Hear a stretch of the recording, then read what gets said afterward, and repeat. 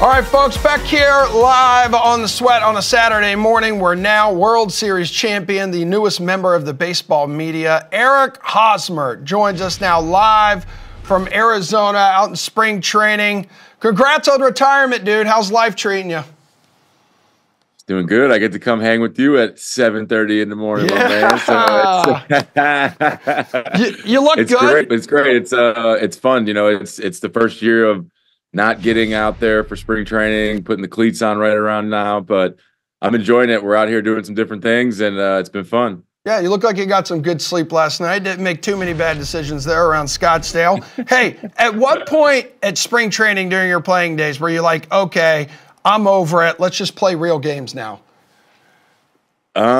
See, like the whole first week of spring training is, I mean, you're doing video stuff for the Jumbotron. You're doing these live at bats where it's like a controlled environment. You're in the batting cage on the field, and it's like, can we just get this week over with, get on with the games? And even as a position player, you don't really get wound up until like 2-3 weeks in, because the pitcher's got to build up. So once you're about 2-3 weeks into spring and you're going back to back, you're playing more than 5 innings, then it's like, all right, it's time to go and get this thing going. And right now, there's still some big names out there, Eric, who have yet to enter a camp. Snell, Montgomery, now J.D. Martinez. The new Boris Big Three after Bellinger and Chapman signed deals. Chapman late last night with San Francisco.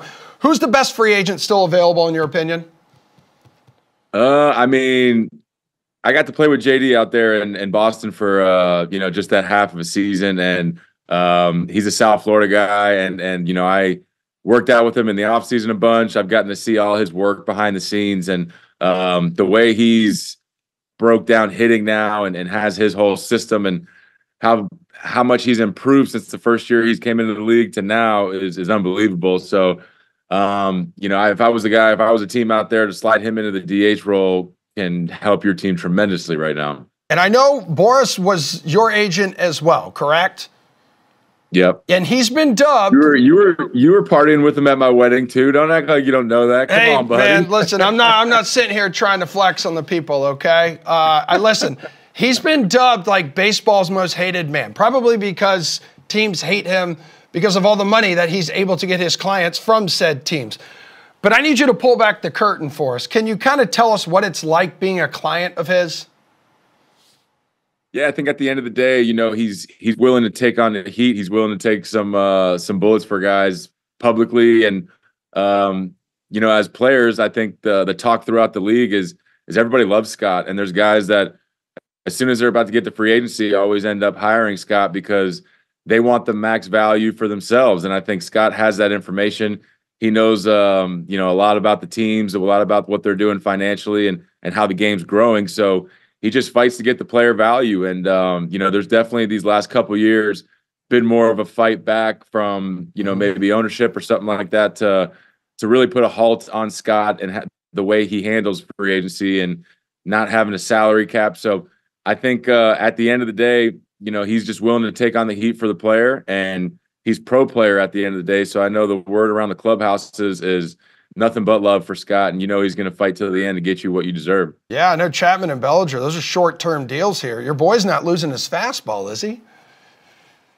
No, he's and then there's some interesting contracts with the opt-out with Belly and all that type of stuff. So he just continues to adapt.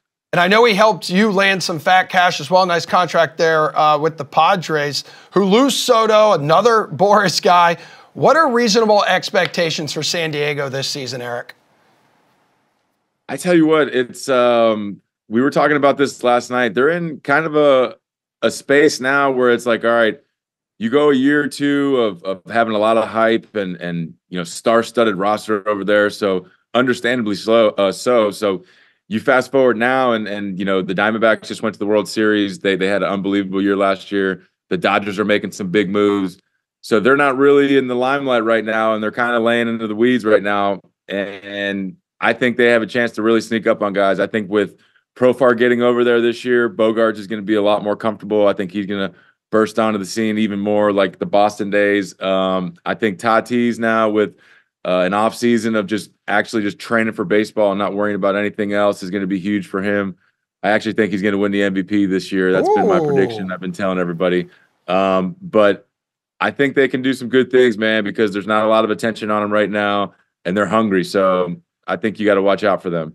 I know they disappointed last year after being dubbed a super team. That's obviously the Dodgers this year. Shohei, his dog Decoy, his now faceless wife is the face of Major League Baseball. Would this season be a failure if LA does not win a World Series, Eric? Yeah, I think they're at that level. I think Mookie said it best when I believe it was at their Fan Fest that every game against them is going to be treated like a World Series for everybody else. They're going to get everybody's A game. There's little times during the schedule where you can bring up a pitcher and kind of reset your starting rotation, and they're going to get that every single time. They're going to get the top 3 guys from every team they face. But yeah, when you're that star-studded, I think every player on that roster can honestly say they expect to be World Series champions, and anything else isn't a success for them. Yeah, and you got Betts and Ohtani. They're 2 of the top 3 on the odds boards for MVP. There's your boy Tatis Jr. right behind them at plus 1,000.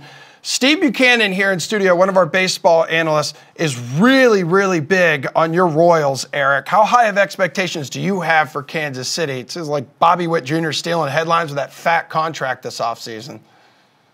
Yeah, Bobby Witt, we've actually gotten to talk to him. Emerson hasn't been kind enough to shout out that I've started a podcast as well called Diggin Deep on MoonBall Media. Whoa, big man. That was at the tail end. 6 end. minutes in, and I'm waiting for this guy to hit me up now. So let's come on. So you're ruining it. We talked to Bobby Witt the other day, and man, this kid is an impressive dude. I mean, after every single game, he goes and journals the 3 positives, the 3 negatives. So, I mean, mentally, this guy is so far ahead of the curve. Physically talented, everybody can see that. So getting him locked down, making him that guy. Salvi is obviously one of the better catchers, I think, in the league. He's going to be a Hall of Fame guy. And they've really gone out and added some good pitching, some good pieces to the bullpen. So that division's wide open, in my opinion. And I just love to see that they're out there making additions and trying to make a move for it. Hey, Eric, I heard you launched your own media company, MoonBall, MoonBall Media, and the Diggin Deep podcast. So tell me right now, tell the millions of potential people who could be watching this show what they can expect from this new venture of yours. Yeah, so Diggin Deep, the podcast side of it, we're just going to dig deep, exactly like it says. We're going to get these guys. We're going to hear some of their stories. We're going to go beyond the baseball field. And, these guys all have unique paths to how they got there to the big leagues, unique, times where they've had failure in their life and how they overcame it. So get to see a different side of some of these guys, get to, just kind of dive into what they do on their process, their day-to-day is going to be fun. And then eventually we hope to venture out into different sports, different people in the business world, and just kind of talk to them all from a baseball perspective. I think a lot of this stuff with the player-driven media, there's a lot of NFL and a lot of NFL, NBA guys that have moved into this space, and you've been able to share some, or have them share some unique stories from a cool perspective. So we're trying to bring that to the baseball world. All right, so you said you've already talked to Bobby Witt. Who else have you talked to? Who are you racking up interviews with while you're out there at spring training? So we've gotten the first couple days, I've been throwing them up on the Instagram story. We've got Manny, we've gotten Tatis to come, we've gotten Bobby Witt, Yelich came by the other day. So we've gotten some really, really cool people in the baseball world so far. And, out here in spring training this time of year, everyone's so close. The Scottsdale area has got about 6 or 7 camps that are within like 10, 15 minutes from here. So it's a cool opportunity to be able to see everybody in one place. Manny was one of your groomsmen, wasn't he? Yeah, he was. Manny's my man. He's the man out there in San Diego. And, we grew up together in Miami. He was a couple years younger than me. So I got to go back and see him in some high school games in the off season.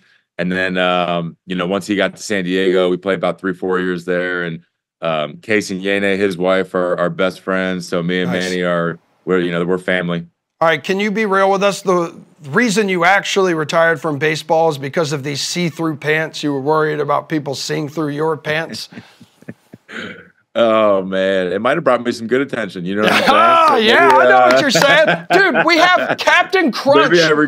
We have Captain Crunch on Twitter here now making fun of the pants. No pants is better than see-through pants.